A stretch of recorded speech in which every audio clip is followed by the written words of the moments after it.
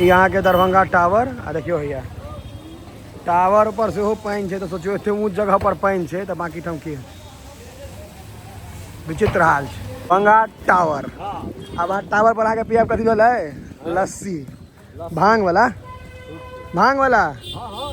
वाह तो पैरे घर चल जेबे दरभंगा से भांग वाला हाथ पर चल कर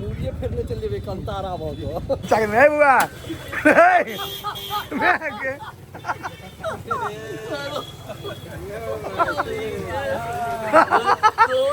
जाब ले जाब रे वो भी तो जाब देखिए अहाँ के सब पढ़ाई लिखाई विषय आ गए तक ठीक है। अहाँ के अपन हाल कहू 3टा लस्सी दो दिए हमरा नहीं रंगीन हम सब सादे रह दिलिए। गुल्लू भैया रिव्यू आप ही दीजिएगा रिव्यू वही देवे।